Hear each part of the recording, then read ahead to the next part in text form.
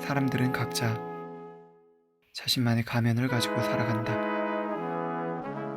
혼자 있을 때, 같이 있을 때, 즐거울 때, 슬플 때, 어느 누구도 진짜를 알 수 없다. 자기 자신도 모르기 때문이다. 불안의 불시착, 방어기제.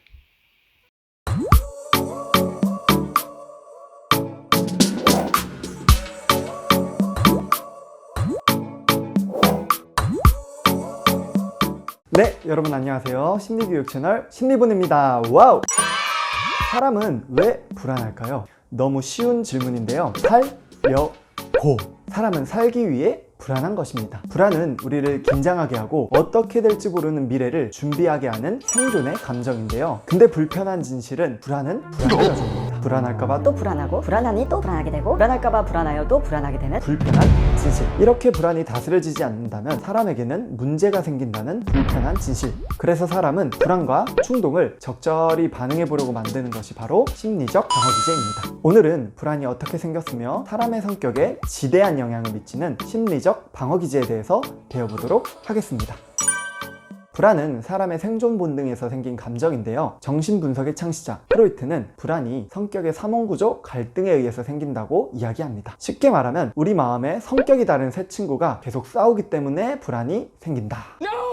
그 세 친구를 소개하면 쾌락을 따르는 말썽꾸러기 원초와 현실을 따르는 반장 같은 자아, 도덕적 기준을 따르는 선비 같은 초자아. 이 성격이 다른 세 친구가 화해할 생각 없이 계속 싸우기만 한다면 어떻게 될까요? 반 분위기가 좋지 않아지겠죠? 그래서 우리의 마음의 분위기가 안 좋아지니 불안해지고, 불안해지니 방어기제가 생기는 것입니다. 불안의 종류로는 내가 현실적으로는 실행할 수 없는데 성적인 욕구, 공격성과 같은 본능을 이기지 못할까봐 생기는 신경증적 불안. 본능 때문에 내가 현실적으로 타협하고 싶지만 양심이 날 비난할까봐 오는 도덕적 불안. 마지막 사자가 나타났어요. 그냥 실제적이고 물리적인 위협 때문에 생기는 현실적 불안이 있습니다. 우리는 어떤 불안인지 알아차리고 접근할 때 효과적인 마음 관리가 되는데요. 어쨌든 이 세 가지 불안에 대해서 자아는 반장 역할을 하느라 고생이 많은 것 같습니다. 그래서 프로이트는 이 자아를 강하게 하는 것과 무의식을 의식화하는 것을 건강한 삶을 위한 상담의 목표라고 이야기하는데요. 그런 무의식을 어떻게 의식화할 수 있을까요? 가면, 방어기제를 통해서 어느 정도 예측할 수 있습니다. 왜냐하면 방어기제는 불안으로부터 생긴 의식적 또는 무의식적 반응이기 때문에 그렇습니다. 자, 그럼 우리에게 어떤 방어기제가 있는지 사례를 통해 보도록 하겠습니다. 아름이 친한 친구가 이번에 죽게 되었는데 아름 좀 괜찮아? 네? 아, 그 친구. 선생님, 저 그 친구랑 별로 안 친했어요. 그래서 크게 신경 안 써요. 억압은 불안과 충동을 일으키는 생각과 감정을 의식하지 않으려고 무의식 속으로 억누르는 것을 말합니다. 친한 친구가 죽었는데 죽었다는 사실을 깜빡 잊고 있었던 것은 친했던 기억과 감정을 억눌러서 심리적으로 조금 편하고자 했었던 무의식적인 반응이었을 것입니다. 여기서 아름이는 억제라는 방어기제도 사용하였다고 볼 수 있는데요. 억압은 무의식적으로 나도 모르게 일어난 일이라면 억제는 의식적 혹은 반의식적으로 잊으려고 노력한 것을 말합니다. 그래서 크게 신경 안 써요. 근데 선생님 머리 모양 바뀌셨네요? 선생님의 머리로 관심을 돌리려는 의식적 노력이 이 억제에 속합니다. 나름 억압과 부정보다는 성숙한 방어기제라고 볼 수 있습니다. 그럼 부정이라는 방어기제는 어떻게 나타날까요? 죽게 되었는데 아름 좀 괜찮아? 네? 제 친구 안 죽었는데요? 응? 그냥 쉬고 싶다고 학교 안 나오는 걸로 알고 있는데. 억압은 현실을 부정하지는 않고 생각과 감정을 억누르는 것이라면 부정은 사실 그대로를 인정하지 않고 현실을 차단해버리는 것이라고 할 수 있습니다. 이번에 안타깝게 죽게 되었는데 아름 좀 괜찮아? 선생님이 좀 관심 가지고 도와주셨어야죠. 선생님만 좀 노력했으면 그 아이는 죽지 않았을 거예요. 선생님은 그 이야기 듣고도 울지도 않으세요? 투사는 나쁜 결과의 원인을 외부 또는 남 탓으로 돌리는 것을 말합니다. 죽은 친구에 대한 죄책감과 슬픔이 자신에게 너무 크기 때문에 남에게 전가하여 심리적인 불편감을 피하려고 하는 것입니다. 아름이 좀 괜찮아? 선생님, 사람은 어차피 나이가 들면 죽잖아요. 결국 죽는 동물이 사람이라면 미리 죽으나 늦게 죽으나 똑같은 것 같아요. 그리고 사람은 언제든 죽을 수도 있는 다양한 위협 속에 산다고 책에서 읽은 적 있어요. 이 태도는 주지와 방어 기제라고 말할 수 있습니다. 힘든 감정을 피하려고 지적으로 분석하거나 장황한 논리를 주장하는 것입니다. 뜨거운 것보다 차가운 것이 낫다고 생각하는 것이죠. 죽게 되었는데 아름이 좀 괜찮아?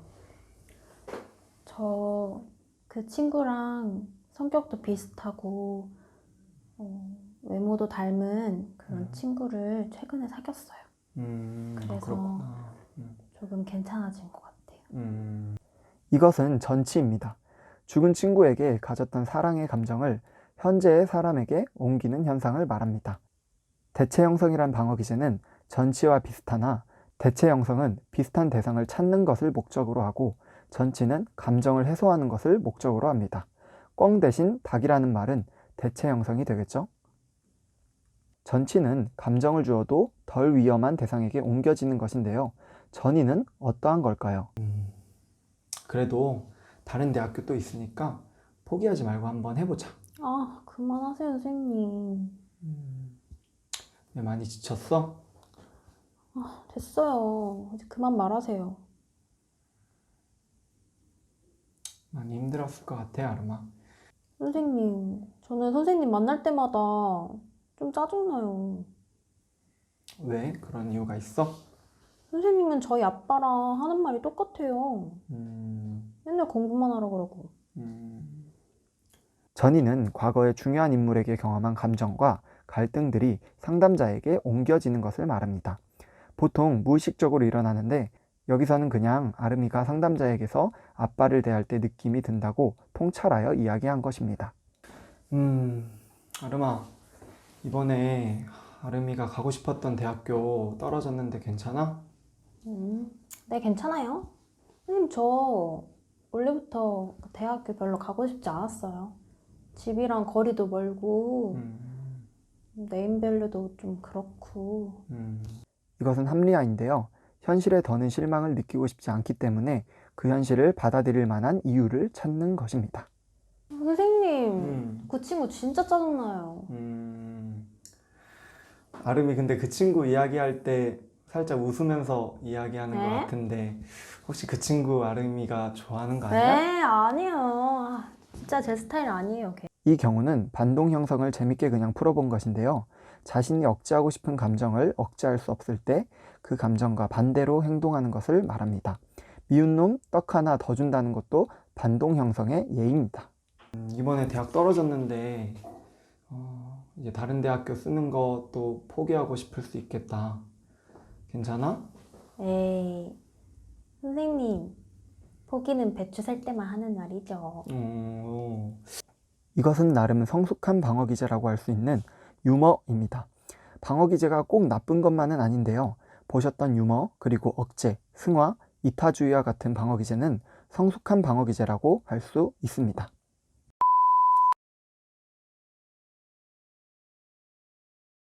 네, 여러분 사례 잘 보셨나요? 여러분, 부정적인 방어 기제를 사용하는 사람에게 어떻게 여러분은 다가가고 싶나요? 넌 이런 방어 기제가 있어. 고쳐! 이렇게 곧장 증명과 해석을 해버리면 큰일 납니다. 살기 위해 선택한 것이기 때문에 생명처럼 예민한 부분일 수 있기 때문입니다. 상대방의 저항을 가져올 수 있죠. 저항이란 방어 기제가 탄로날 때 사람은 견디기 어려운 불안이 생기는데요. 그 불안을 방어하려는 무의식적인 역동을 저항이라고 합니다. 무의식이 어느 정도 의식에 다가올 때, 상대방이 받아들일 준비가 될 때, 신뢰관계가 쌓였을 때, 공감과 수용을 충분히 해주고 이 조건이 맞아떨어진다. 그때 증명과 해석이 가능할 수 있습니다. 여러분, 가면은 벗기면 안 됩니다. 스스로 벗어야 합니다. 그때까지 진실한 마음을 전하고 답답한 가면을 벗고 싶은 마음이 들 때까지 기다려보면 어떨까요? 지금까지 심리분의 기호철이었습니다. 감사합니다.